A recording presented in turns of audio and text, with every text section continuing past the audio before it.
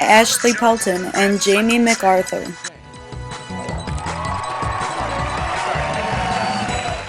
Good morning and welcome to Weekend Update. I'm Ashley Pelton. And I am Jamie MacArthur, and here are today's top stories.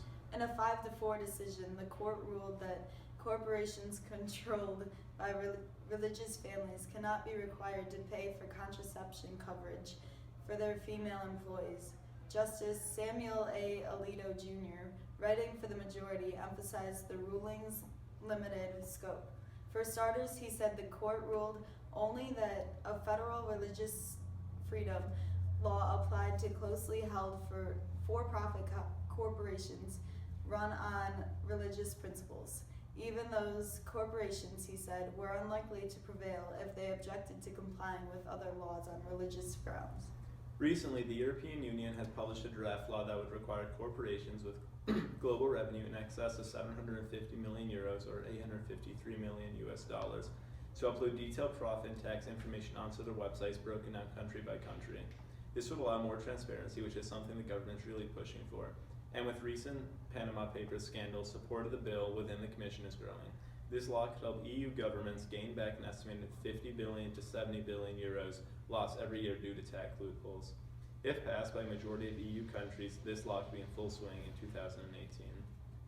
In other news, a court in California made a ruling on California's cooperative corporation law, stating that the dissolution of a cooperative corporation is a process, not a flash. The case arose when members of a Straw Hat Pizza restaurant chain wanted to change from a cooperative corporation to a franchise. The majority of the members of the Straw Hat Cooperative Corporation voted to dissolve, but there were 6 dissenters. The majority members converted their restaurants into franchise, but the dissenters did not and kept things as they were. The dissenters then invoked a bylaw stating that when a member of a cooperative corporation converts a restaurant into a franchise, that member then loses their share in the corporation associated with the restaurant.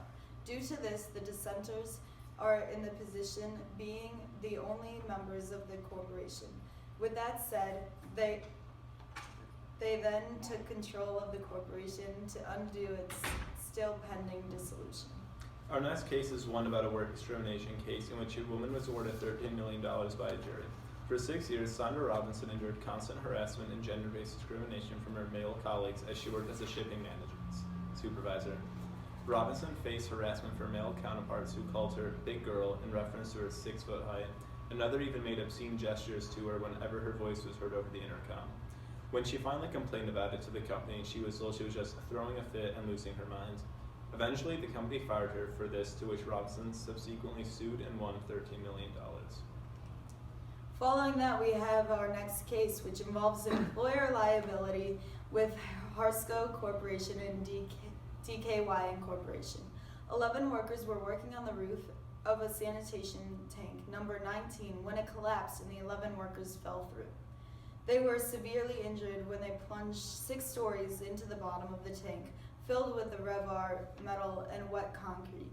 The workers argued that Harsco and DKY Incorporation failed their duty of care and were negligent in making assembly, installation, and maintenance of the shorting needed to construct the roof for tank number 19.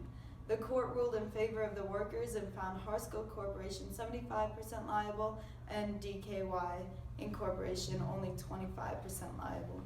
The next topic provides an interesting perspective on the gender wage gap problem Hollywood is facing today. Scarlett Johansson says that she feels obnoxious criticizing Hollywood's gender wage gap because she is fortunate enough to command the same pay as males in the industry. With a net worth of $55 million, money isn't a very large concern of hers, but that doesn't mean she isn't open to talking about it, and in fact believes that it is an issue and need to resolve them. She just believes that she cannot personally relate to it considering the amount of money she earns. Finally, a hardcore Bulls fan just couldn't cope with one of the team's star players suffering a season-ending injury. Bulls point guard Derrick Rose tore his ACL during the 2012 playoffs, which meant he sat the bench during 2013. Besides being a bummer for Rose personally, Rose's injury apparently sent Bulls superfan Matthew Thompson into a tailspin of multiple mental breakdowns, emotional distress, and obesity.